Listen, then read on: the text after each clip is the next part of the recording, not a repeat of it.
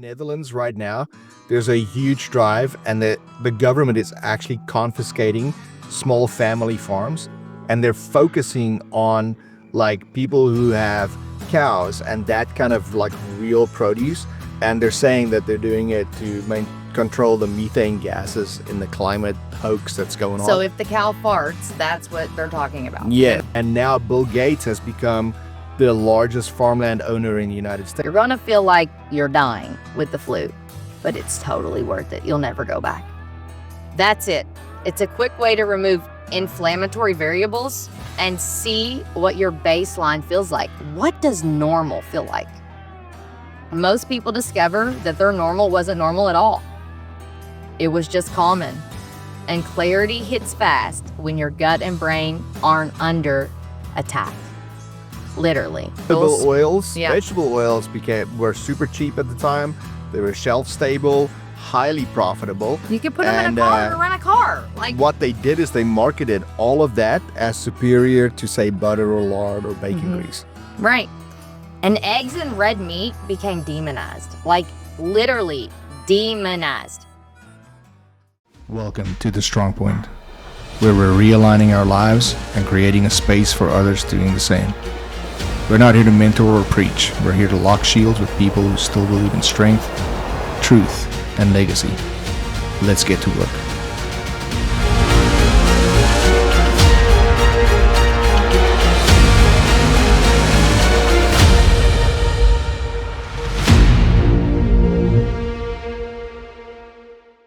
So hey y'all, it's Danielle. Welcome to episode 6. Food is a lie.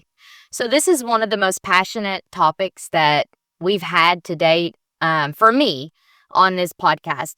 So I'm seriously excited for today. If I seem overly excited, I'm sorry because I'm super passionate. We're pulling the curtain back on one of the biggest lies we've been sold as a society. Not only a lie, but we've been manipulated, we've been controlled, and we've been told and fed bullshit about food. This isn't just about nutrition, it's about the manipulation that they have sold us about the food industry. This is about how food became a tool of control, addiction, and dependency for us. And how in the world we can take our power back. Yeah, it's interesting because when you think about it, food is upstream from everything else, right? It's upstream from your energy, your abilities, your focus, and everything flows from what you're feeding into your body, the fuel that you're putting into it. Absolutely.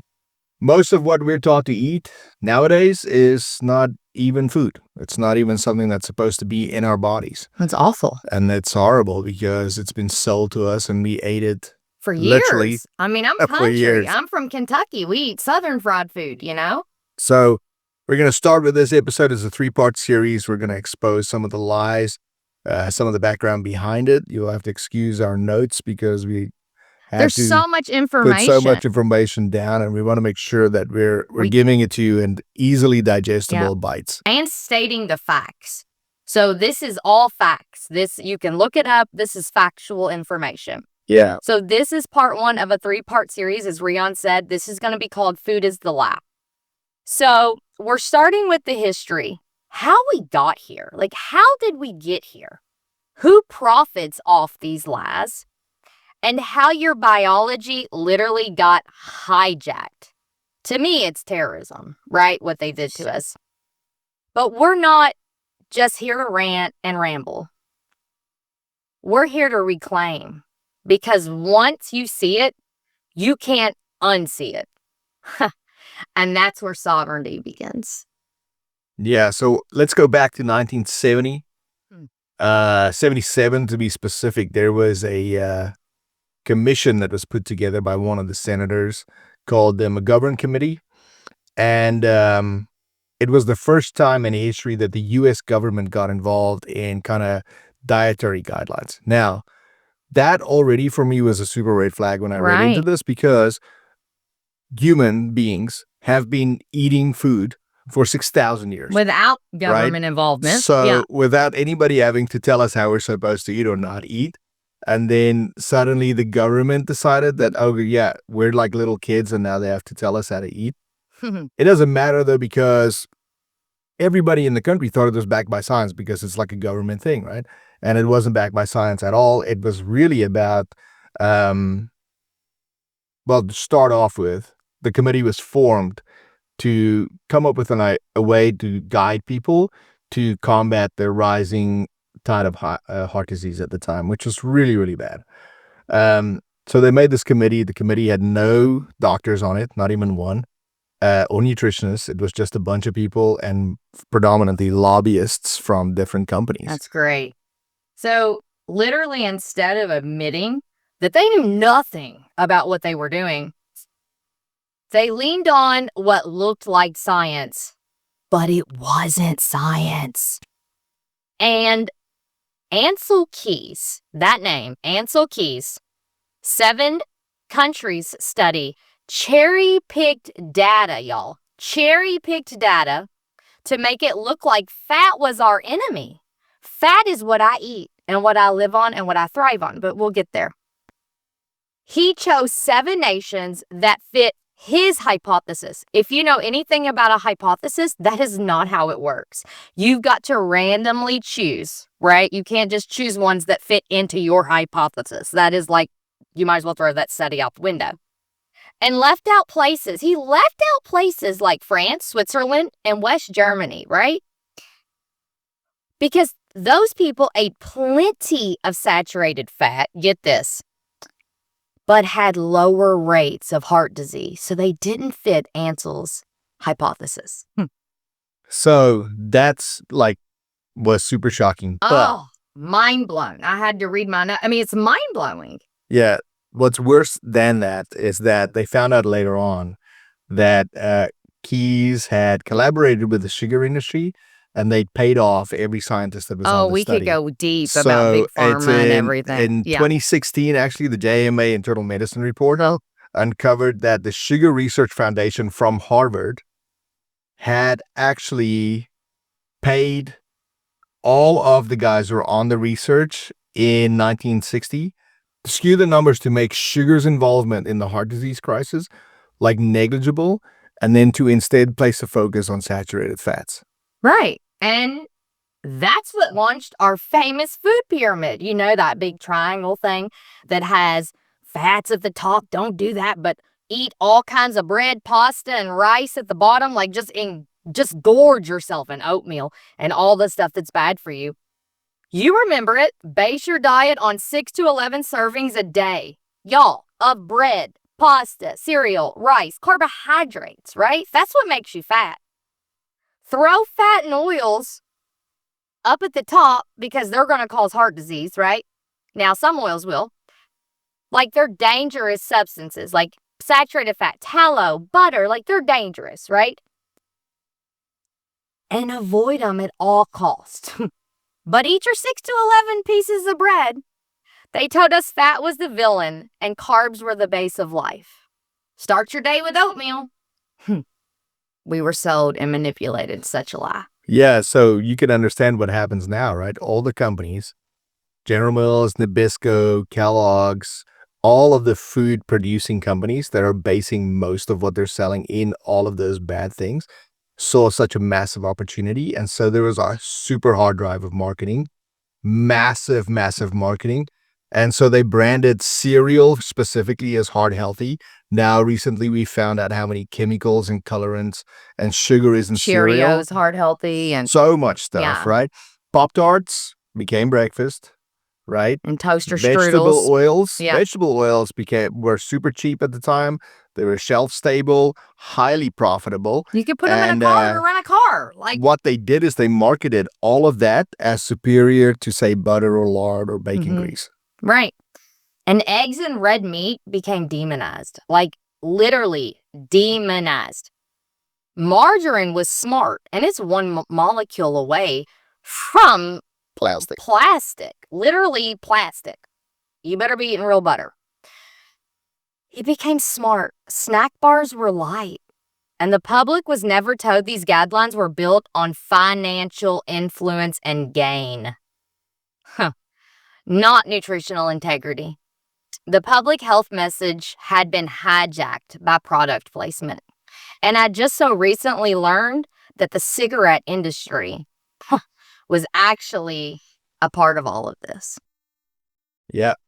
So here's the numbers, right? Because it worked. Like we all bought it. From the government. Why wouldn't we, Why right? wouldn't we Now buy we it? know better, but Well, I think the last few years have taught us a few things about that. Anyway, here's the numbers, right? In 1970, about 14% of adults in the US were obese. Only 14%. By 2020, that number that jumped to 42%. So that's half the country is obese, right? Type 2 diabetes, once really rare in children, has become so common that it's now treated as a pediatric condition. And then cardiovascular disease still remains the number one cause of death in the US, despite decades and decades of low fat and zero fat and reduced fat products, right? So nothing changed. right. All of the science was like, oh, heart disease is on the Well, rise. they made it up. And then they were like, oh, yeah, let's Yep. do these guidelines, and nothing ever changed. And the worst part about it is the story they told us was, you're not doing it right. Like, it's your fault. You need more willpower. You need to do this. You need to do that. The guilt shifted to the individual, not the system that failed us. The system that made it cheap, addictive, inflammatory food the norm. Eat 6 to 11 pieces of bread a day. That's the part that just irritates me the most, right? Is that you don't have willpower. Do this, do this, do that. And it was all a lie. Because people were blamed for a system that was designed to fail us. Yeah. So I want to make sure nobody, like, we're not placing blame on anybody here, except maybe large corporations. For us, responsibility is not the same as fault. No. Right? So you can't blame yourself for falling for all this and for following it, because if you think about it, these are massive marketing campaigns with billions and billions and billions of dollars behind it. And the research, the actual science, is in how to manipulate people and how to convince people to follow that stuff. So if you're one of those people who fell for all this stuff, and I talk to people when people find out the only thing I eat is meat, like the amount of pushback I get, and then people's minds are blown when I tell them like the other side of the story. So, and I feel for them. Like, I understand that, because for years, I was a nutritionist for years, so I recommended that stuff to people, right? And now it's just not a thing anymore. And I thought you were crazy. Yeah. Let's ground this in hard science. A 2016 reanalysis of the Minnesota coronary experiment found that replacing saturated fat, so tallow, real butter, bacon grease, with vegetable oil lower cholesterol, but actually increase the risk of death. That's right. People died faster when following the advice we were all given. The scientists buried the results for decades, but we're here to expose it. Yeah. So when nothing changed, like the message never changed. After they found out, the message never changed. The pyramids say the same. That speaks to the power of lobbying in DC. They want their money. Yeah. Like, I know if it's not profitable, like, they're just not interested in it. And so it wasn't about health. It wasn't about people. It wasn't about kids or our future. It was only about what they could sell and how much money they could make out of it. And so where sovereignty for us starts with this whole process is when we hear a message now, we ask ourselves, okay, if I believe this, who gets paid? Like, that's probably the most powerful question you can ask yourself every time with all the information, any information that you get. Like, the first thing you should do is, if I believe this, who gets paid? Right. So let's talk about the cost. What happened? Not just in dollars, but in how this way of eating has rewired our entire bodies, right? Because it's not just that we've been eating the wrong things all along. It's that those things are reshaping the way our actual bodies function, y'all, on a hormonal, neurological, and cellular level. Yeah, so there's a couple different things here. The two most prominent ones are leptin, for sure. If you don't know what leptin is a hormone that your body actually secretes that's produced in your fat cells, and it's the hormone that tells your body, okay, we're saturated, we've had enough to eat, we're good. It's the we're good hormone that tells you, hey, yeah, you can stop eating now, we're full, whatever it is. So the problem is that because of the chemicals in the seed oils and all the other things that's in the food nowadays, it's confusing that hormone. So stuff like MSG that will make you feel full, and then within 10 minutes you're feeling hungry again. Like Chinese food. Yeah. Like that, it's completely rewiring that your body understands the hormones that are produced and where they come from. Right. So it's keeping your body confused. So what happens is you keep on eating, right? You keep on eating. Not because you're greedy, because your hunger signals are literally broken by this system. The communication between your body and your brain is literally jammed. So it doesn't know when it's full. So you're not greedy. And you can't fix it by counting calories or eat less, eat moderation. You fix it by removing the noise. Yeah. The jam. For sure. The second big one is insulin, right? And so everybody kind of understands what insulin is. Insulin is actually a product that's produced in your pancreas. And when you eat anything that turns into glucose in your blood, so sugar, carbohydrates, chocolate, like anything that you can think of that will turn into sugar in your blood, your body produces insulin, and the insulin is the carrier that takes the glucose to the muscles and to where it's supposed to go for specifically use for energy. Now, the problem is if you're eating a lot of processed stuff, you're eating a lot of sugar, sugary drinks is the number one cause for type 2 diabetes, right? When you do that, your body actually starts becoming numb to your own insulin that you produce. This is called insulin resistance. Everybody knows what that means because your doctor would tell you when you're slightly overweight, oh, it looks like you might be insulin resistant, but they never actually tell you what to do about it, right? So what happens is now you have to either take some kind of medicine that makes you more sensitive to insulin, or you need to take actual synthetic insulin to combat that, which was only ever prescribed to type 1 diabetics. It was never really for type 2. Type 2 diabetics were prescribed exercise and a new way of eating, and they ate more kind of simple carbohydrates and meat. And so that's where this has gone completely off the rail. Right. Which means your body has fuel, but it doesn't know how to use it properly, right? So it has the fuel it needs, but it can't use it properly.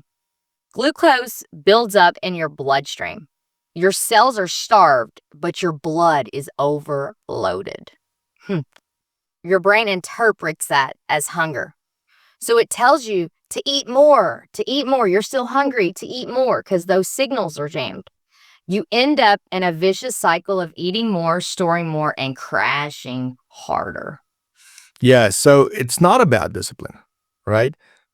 Okay, for those of you who have no discipline, get your shit together, okay? Right. It might be about discipline. But for most people who really struggle, who are trying all kinds of different things, it's not about discipline. It's about the fact that the fight is fixed. Right. You're fighting against this gaining weight or losing weight. And let's say for the reference, this just isn't about weight. This is about how you feel. This is about inflammation. This is about a lot more than weight. You can be overweight and be in good health.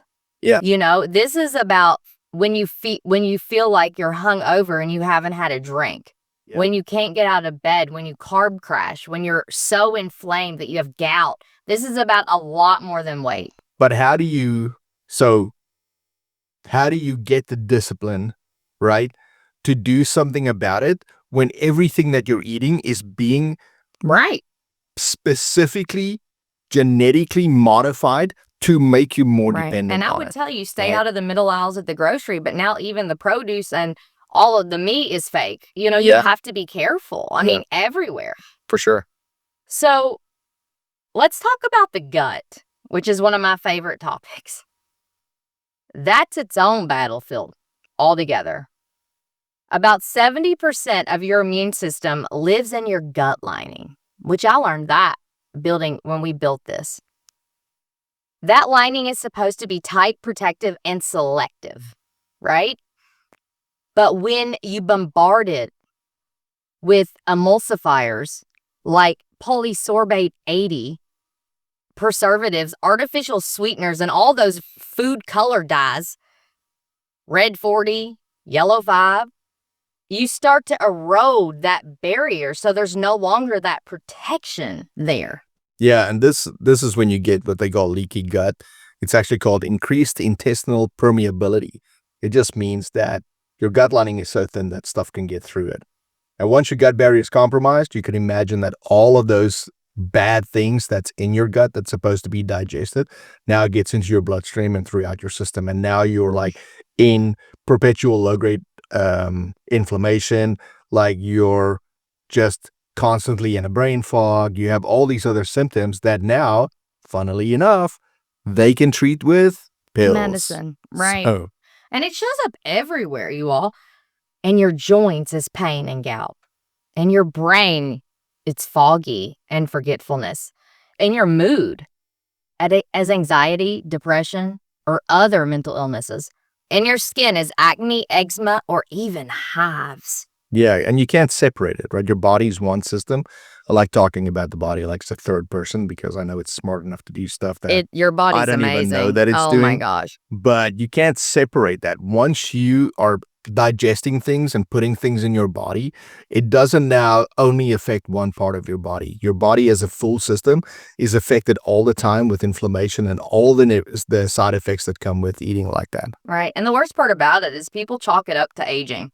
Oh, I'm just getting older. I guess this is normal. No, you're getting inflamed by what you're putting in your body. And your body's been under silent attack for years. So then it starts to manifest. Yeah, and we're not looking for perfection here either. Like No. she said, it's not about weight loss. Oh. We're looking at just taking back control over the things that we've lost. Well, we've been sold for years. The lies we've been sold is what we're taking back control over. Yeah. We want to tell you all the truth regarding all topics. And food is a big one. I hope my man RFK Jr. does something. He's my man. Well, Sam's just announced that they're taking like 40 or something different chemicals out of all of their home brand stuff by the end of this year. Well, when we went to Italy, right? We went to Italy. I ate pasta, bread. I ate everything. I had breakfast, lunch, and dinner and 50 snacks a day. I gained a half a pound. They do not have them processed ingredients. Your dad from South Africa moved here and gained 10, eating the same foods. It's our food. And gout and all of that. Like, it's crazy. So, it starts with food, y'all. It really does start with food because food is upstream. It's the upstream of everything, really. Your energy, your thoughts, your clarity, your leadership. If they can dull your body and your mind, they can dull your spirit, which is what they want to do. Yeah, so the way that you take this back, you start removing some of the fake stuff out of your body and then returning to what's real. And that actually helps you start waking up to it. Yeah. And then do tons of research. Who profits from your weakness, right? Let's zoom out. Who wins? Who wins? When you're tired, sick, and overweight.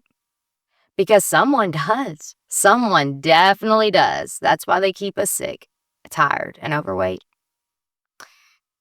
This is not a conspiracy, y'all. This is fact, by the way. It's economics. Chronic illness is a $1 trillion industry.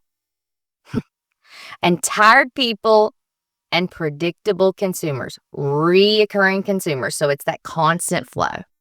Yeah, the companies that actually feed you all this crap are usually the same ones who sponsor like health projects or health initiatives or health studies even when they're doing new studies on new compounds or new food projects or whatever.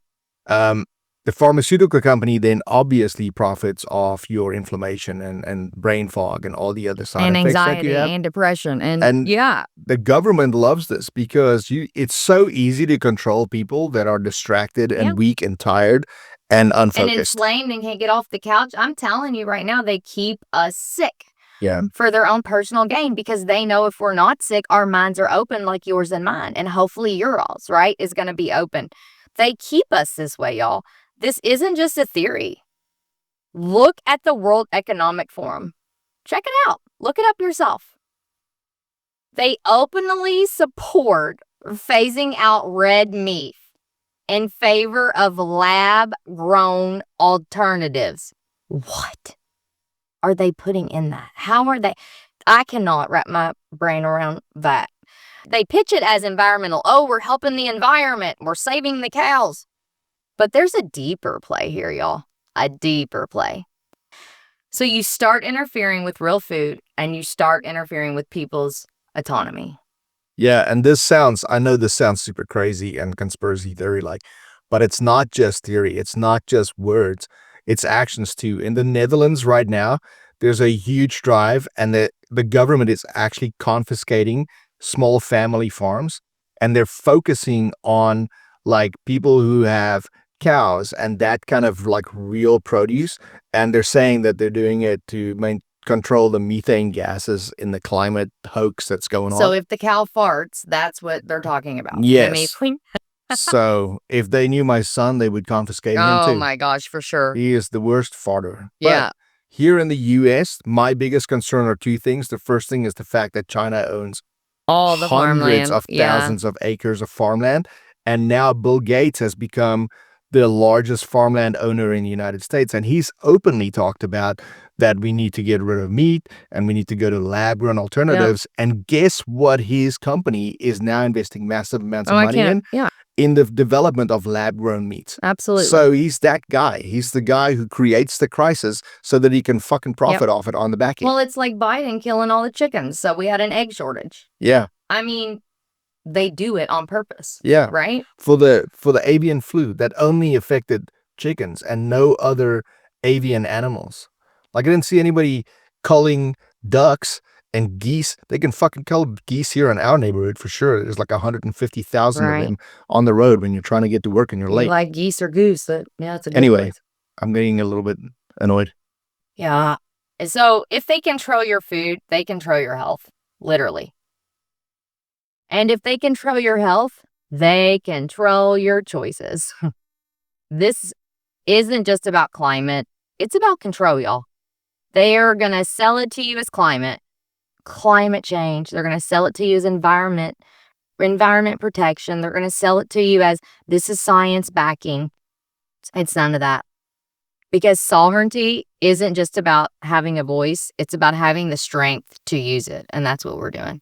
We're using it, even if it gets banned. And the strength starts with what really fuels you. Yeah, because it's not just a fuel, right? Food is leverage nowadays because whoever controls the food supply controls what people do and where they'll go and what they'll do with their time. Well, that's scary if Bill Gates owns farms. I am not eating any of that meat. I mean, it's a lot of the stuff is so... They'll have the COVID vaccine in it. It's so easily... You can see that a lot of the things that are happening are designed, right? When they talk about... So here's a really simple example. How do you create a meat shortage? Like I could probably, if we had about 10,000 followers, I could create a meat shortage right now. All I'd have to do is say, there's going to be a meat shortage. Yeah, right. Everybody will go out and buy up all the shelves. And then when you walk into a store, you'd be like, oh my God, there's a meat shortage. Yeah. There isn't a meat shortage. I just said that there is. Now imagine if I could speak to the whole country like the government can. Right? Yeah. It's designed. It's all just designed. Right. It absolutely is. This is why sovereignty has to be local.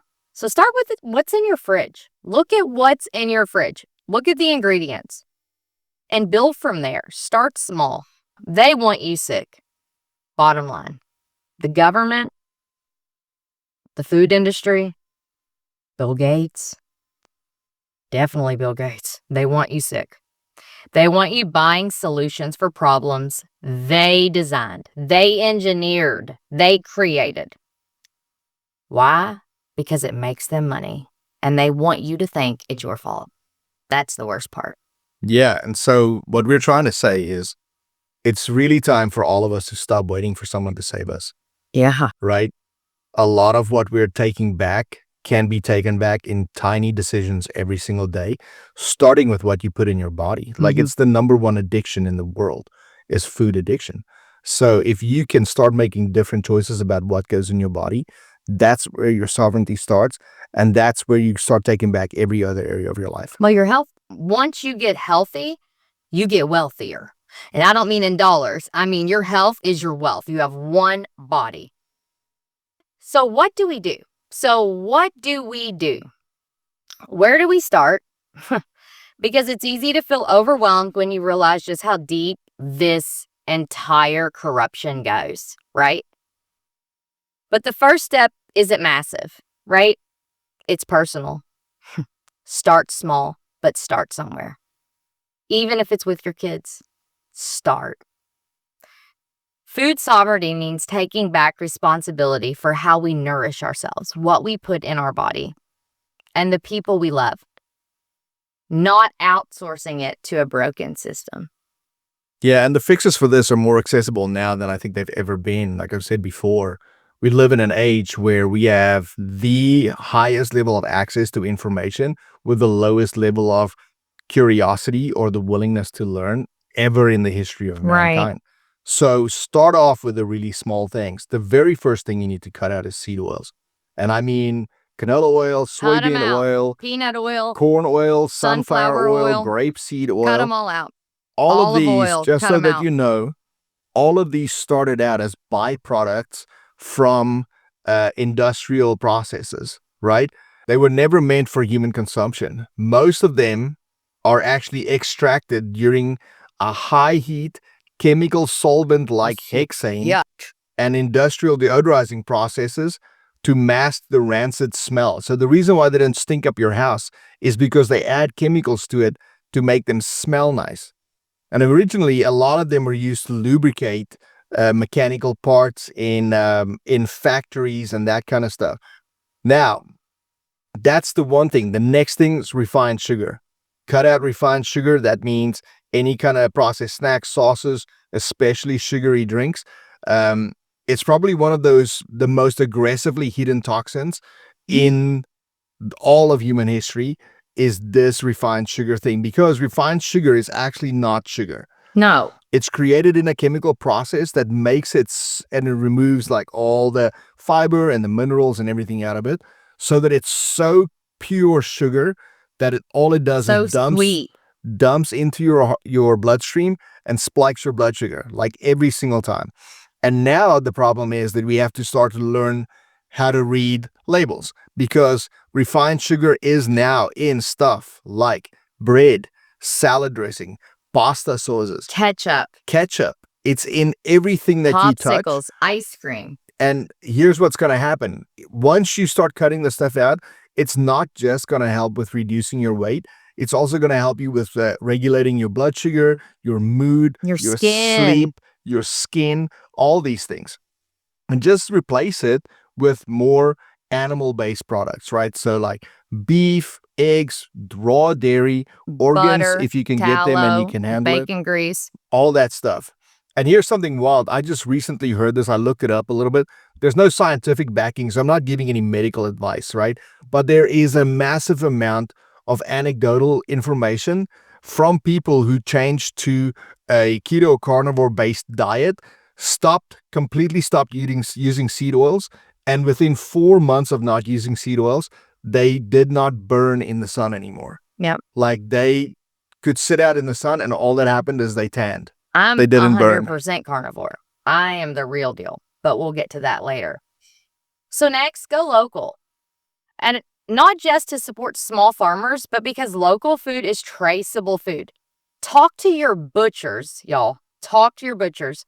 Ask your egg lady on your street or somewhere around where her chickens came from. You can ask these questions, or where her chickens roam. Know what the animals were fed before you consume them. The more local you're sourcing, the less you're dependent on the system that doesn't give a crap about your health. If you want to reset, go simple. Try 7-day carnivore reset. Beef, salt, and water. You're going to feel like crap. You're going to detox. You're going to feel like you're dying with the flu, but it's totally worth it. You'll never go back. That's it. It's a quick way to remove inflammatory variables and see what your baseline feels like. What does normal feel like? Most people discover that their normal wasn't normal at all. It was just common. And clarity hits fast when your gut and brain aren't under attack. Literally. Do a 7-day meat, water, and salt fast. And you can use butter, tallow, bacon grease, lard only. Do meat, do eggs, do water, do salt. Do animal products only. If it doesn't come from an animal, don't eat it. I mean a real animal, not no lab-grown chicken. And do it for 7 days. You're going to get what they call the keto flu. It's worse with carnivore. You're going to feel worse before you feel better. But once that detox is over, you're a brand new person. It healed me of a lot of autoimmune diseases. A lot. It also improved my energy, my moods, everything. So don't overcomplicate it, right? I don't want it to be complicated. Don't wait for perfect. Just start asking some simple questions. That's all you have to do. Is it real food or a food product? On the label, it will say bioengineered ingredient. Throw it out. Did it come from the ground or an animal, or did it come from a lab? Would my great-grandparents recognize this as a meal, right? Did this item exist 100 years ago? Would I feed this to a child and feel good about it? That's a good one to ask yourself. Am I eating this because I'm hungry or because I'm triggered, tired, or numbing out or bored? And be strategic. Buy in bulk when you can. Cook extra and freeze meals, so meal prep, right? Keep energy, protein on hand at all times. Canned tuna, canned wild-caught fish, canned jerky, or not canned jerky, but jerky. Just keep pork rinds, plain classic pork rinds, pork crackling. Keep it all on hand, right? Learn to read labels. If there's 40 ingredients, you don't need it. Don't even consume it. And if you can't pronounce half of them like myself, throw it out. Don't eat it. If you're ready to take it further, look into buying a quarter or half a cow from a local rancher. That's what we do. It sounds expensive up front, but when you really break it down, it can actually be cheaper per pound than buying conventional meat week by week by week. And you're paying for clean, grass-fed, nutrient-dense meat all at once that you know came from one horse, that you know that came from one cow. Because when you buy at the grocery store, ground beef literally comes from multiple cows. That is disgusting. When I heard that, I about threw up. And it lasts months in the freezer. You always have meat. It lasts for months. You should see my deep freeze. Maybe we'll take a picture of it with a caption.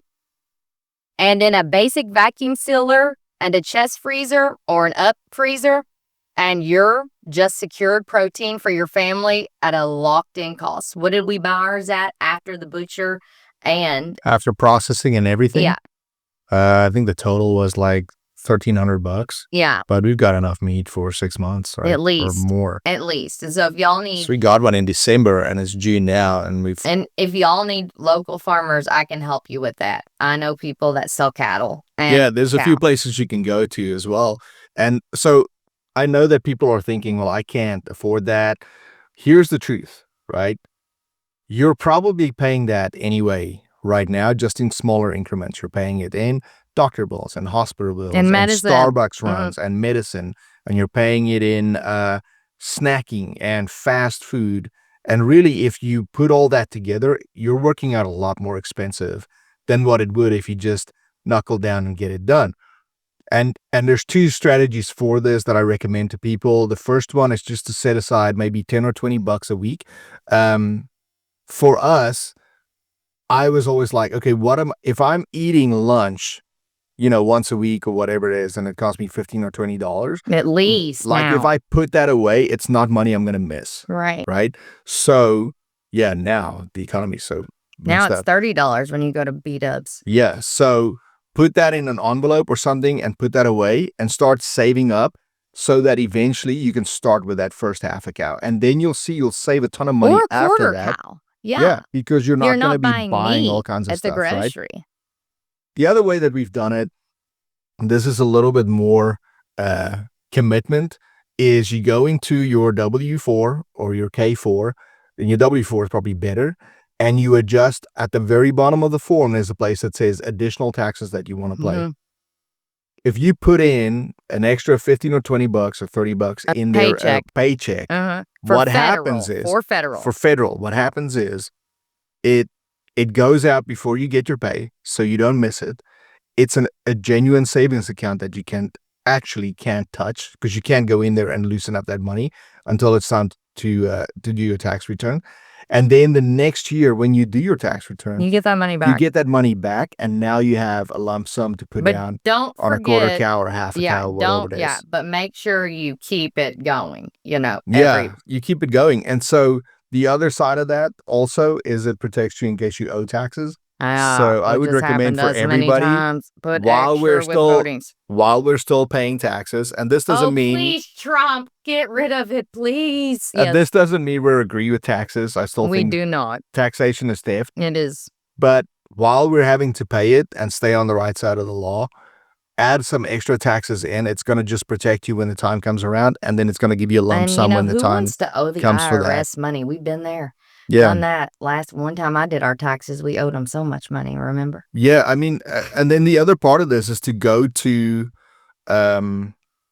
find a rancher, and then if they do, local. what they do is they'll do a cow shares, right? So they'll do a whole cow, but they'll break it up into quarters, and all you'd have to do is get 3 other people to buy a quarter. They'll find the 3 other people or for they'll you. even find it for you. And so it's much easier to do it that way because it's a little smaller increment. You can do quarter, half, whole. You can do, you can find a whole lamb. Yeah. You can do half. You can do a quarter. You can even do it with pigs. My favorite part of doing it like that is that we get to choose the cuts, right? So we used to get a quarter. We changed to a half now, because if you do a quarter, it's just too much ground beef. Well, it's not just that. When you do a quarter, you don't get a brisket, and you don't get a whole ribeye, and a whole fillet, and a whole sirloin, and a picanha, and a whole strip. So we do a half now, and we had so much meat left over when we got the new one. But that way we get to, and they'll call you for processing, and they'll cut it whatever way you want to and cut. they're personal friends of mine. So so it's really cool. If you're one of those people who are miserable and like their steaks paper thin and cooked all the way through, you can ask them to cut it like that. And then if you're a regular person who likes your steaks 2 inches thick and slightly medium rare, then you can do it like that. 115 pounds who eats a 20-ounce steak every day. Yeah. So there's a lot of adjustability that you can get with that. Yeah, you can do it however you want. You can decide how you do it, how much ground beef you want, how many roasts you want, how many But we can help you with that and tell you what we've done. Absolutely. If you go into the homestead, I might create a space specifically for that. For how to get it and cut. We'll see if we can get some ranchers to go in there, and people can several. Connect with them there and pay, even like because design what I do it through for that. A living is That's for a great farmers. idea. We'll do that. I have tons of farmers that would be more than happy in every state to partner with you guys. I'm gonna do that this week. I'll create that space. I'll reach out. Well, that's great. Yeah, I'm sure my connections would be fun. So back on topic again. Lastly, and maybe most important, involve your family. Right? Involve your family. Bring your kids into the kitchen and let them see real food for a change. Teach them that preparing a meal is not a chore. It's a revolutionary act. It's how our great-grandparents did it, right? It's how my grandparents did it. They cooked every night. It might have been country cooking, but it was cooking. Especially in the world trying to convince them that convenience is the same as nourishment. So a McDonald's drive-thru $5 meal is the same as a grilled chicken at home. No, it's not. Show them how to fry an egg. Show them how to grill a steak in butter, right? Show them how to scramble eggs. Pack a lunch that actually fuels their little bodies and minds. Let them taste the difference, and they will feel it. Yeah, this isn't about trends. I know that a lot of diets end up in trends, and we're not trying to sell you a diet. We're trying to help you to take back control over how you feel. And this is the one thing that we know works, and that's worked for multiple people that we've I've been helped through carnivore for this. what? 4 years. 4 years. Going on 5 years, Going on right? 5 years. It's Breastfed on carnivore too.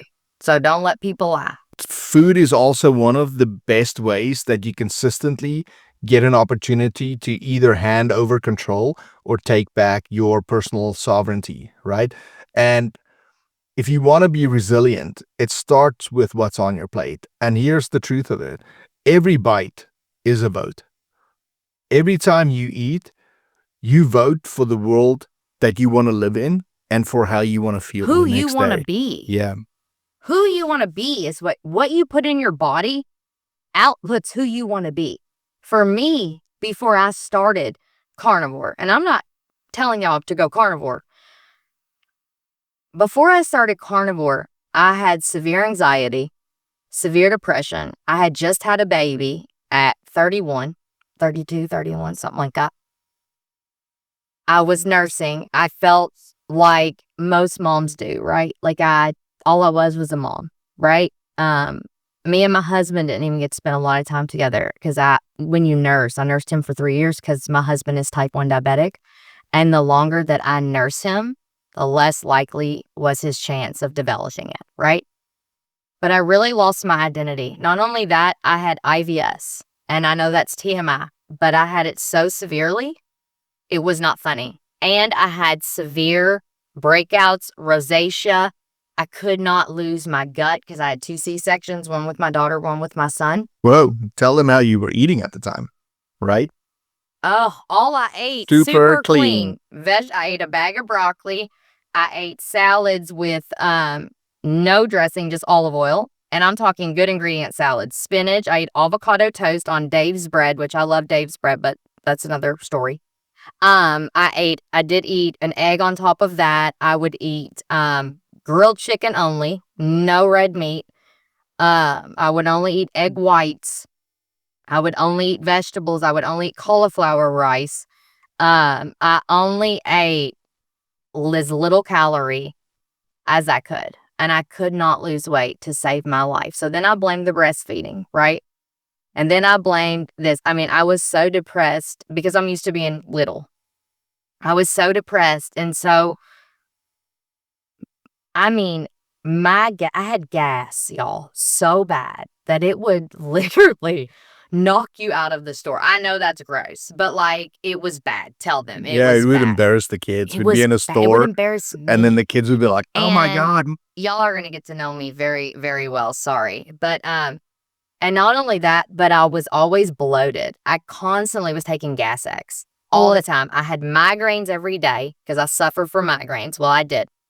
I had no energy. I didn't put makeup on for work. I just got up and went. The brain fog. I felt like I was living in an alternate universe. I felt like it was like the Twilight Zone, and I did the same routine over and over. So I was depressed. So I started taking medication for depression and anxiety and all those things. But then my husband came home one day and told me the craziest daggone story I'd ever heard. The freaking stupidest thing I had ever heard him say. And I know this man. He is so smart when it comes to the body and nutrition. We used to work out together. We used to bodybuild together. And I would overshow the men at the gym, right? Remember those men?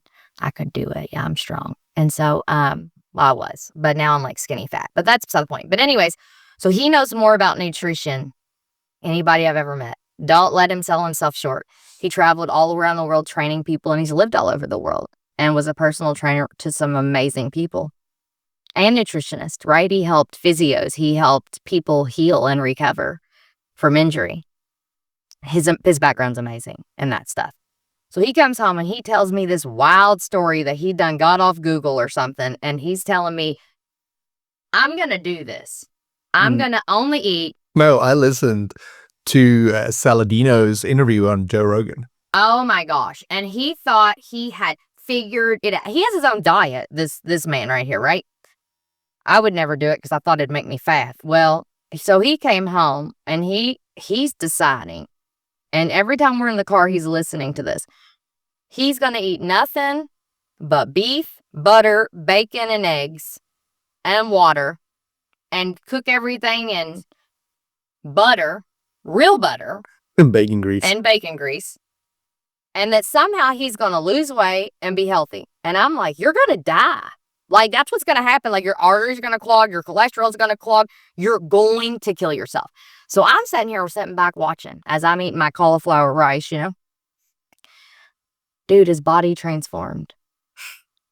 His energy level, his stamina. I watched it before my very eyes. And then he had his blood work drawn. And told his doctor how he was eating. And of course, they wanted to put him on a daggone statin. That's the worst thing he could have ever done. But he doesn't, I watched it. His blood, he took less insulin, needed less insulin. He had less lows and highs. It blew my mind. So then I got on the bandwagon. Well, you're starving at first. So I ate because my body was so hungry from being so nutritionally depleted for years of eating that low calorie, just vegetable diet. I mean, I could have been a vegan or a vegetarian. That's how little meat I ate. Yeah. And, I was stuffing it with steak, eggs, butter, eating sticks of butter. I thought I was going to gain weight. I lost an enormous amount of weight. And not only that, but I fast unknowingly because I'm not hungry. Yeah. It's insane. It cleared all of my rosacea, all of my acne, all of my eczema, my skin. Like, it helped me.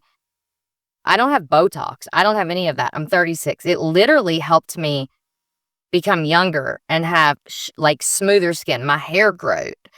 I no longer have IBS. I didn't deal with depression anymore. Now, anxiety, I still suffer with a little bit, but that's me.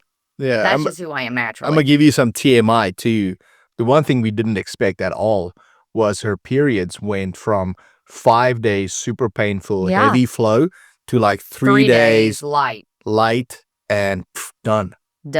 And literally, I'm never bloated. I haven't been bloated in 4 years unless I cheat. I do try to cheat once a month. I shouldn't because I feel like crap after, but you have to be able to live too. And it's changed my life. Yeah. And it's made me happier. I'm mentally sharp. Like, I have so much mental clarity. I moved up in my company that I work for 3 positions in less than a year. Yeah. Just crazy things, right? It changed everything. So when you start eating like someone who's preparing for something greater, right? You realize it's not just your body that heals. It's your mental clarity too. Your confidence and your conviction. Yeah. And so control over what you eat is not, I don't think it's flashy. It's not sexy.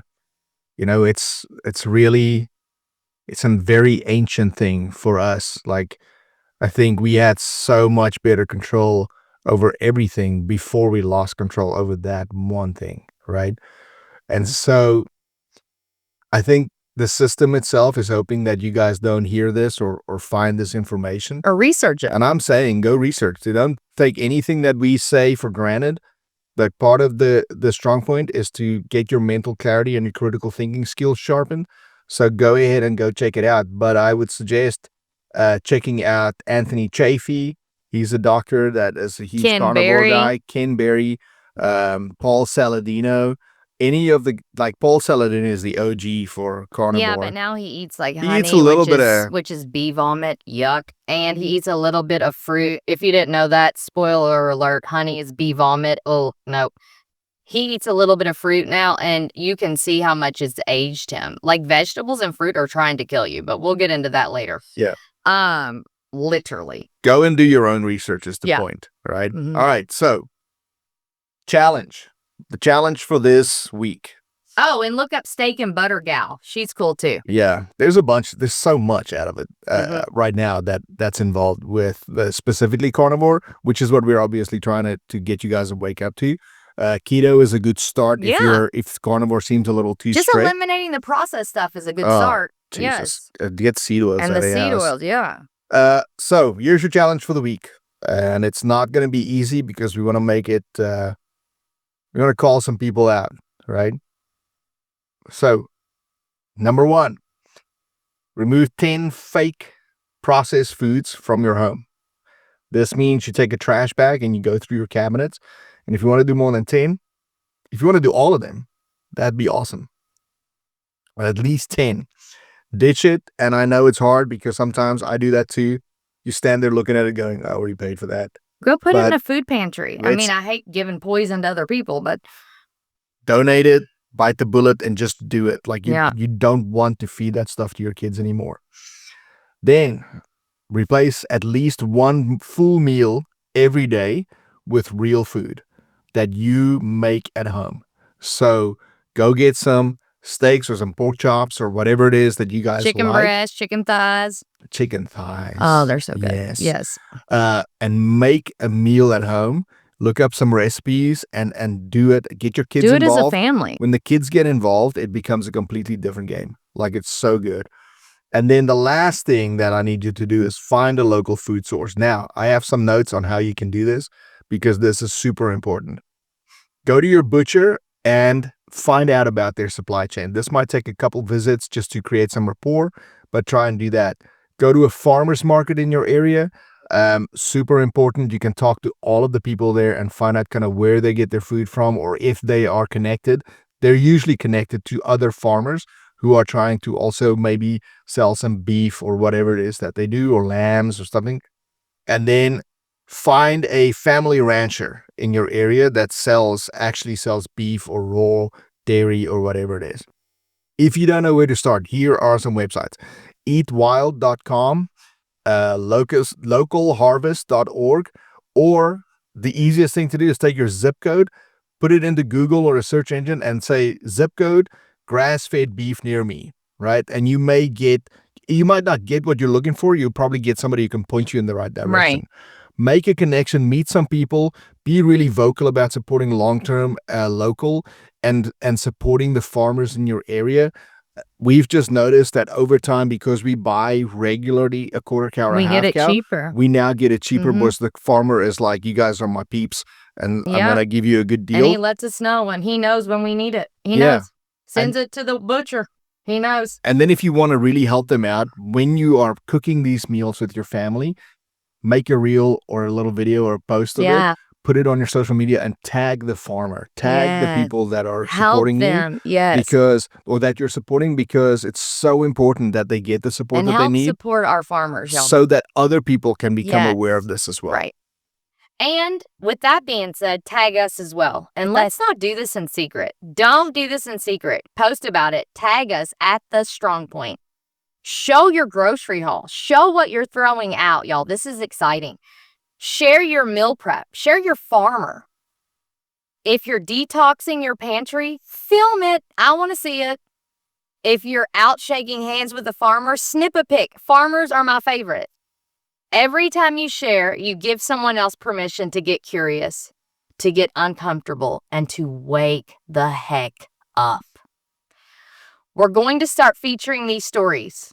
Not perfection, but process. Real people doing the work, changing the way. Yeah, I think we all understand you were never made to be inflamed and anxious and have all these things go wrong with you And be on all this medicine. Just because of the way that you And eat. just because you're right? aging. Yeah. I think we were made to be sharp and capable Well, look how and long grounded. people used to live. Yeah. I mean, God, look at the Bible. Like, if you really want to go back, they ate like once every 3 days, and it was meat. It was meat. It's what they could hunt. Y'all, we'll get more into that. Yeah. And then the big thing here is that this is such a huge part of being free. And I know we all go, this is a free country and freedom, freedom, freedom. And I believe that in my heart. Me too. But take back some of that freedom by taking responsibility and control over the choices that you make with what you eat. Before we go, if this hit home, help us spread the message, please. Share an episode with a friend, post it in your story, send it to someone who's just starting to wake up and it's just being red pilled a little bit. And by that, I don't mean Republican pilled. I know people think that. That's not what I mean. No. We're just trying to say, get the truth out there. Mhm. If you haven't yet, please leave us a review on Spotify or Apple or YouTube. Leave us comments. We'd love some suggestions and some remarks. This is still in process. I don't know if we've said this before, and we probably have. We started this long before I think we were ready. We wanted to get this up off the ground because the time is so ripe for it right now for people to learn the truth and to understand that they can be free and they can take control of their lives.